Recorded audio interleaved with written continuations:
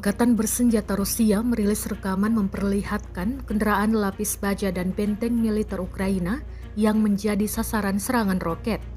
Rekamannya beredar di Telegram pada Sabtu 28 September 2024. Dalam keterangan unggahan disebutkan, awak artileri MLRS Uragan dari kelompok pasukan Vostok Rusia menghancurkan kendaraan lapis baja Angkatan Bersenjata Ukraina di area menonjol di Vremelski.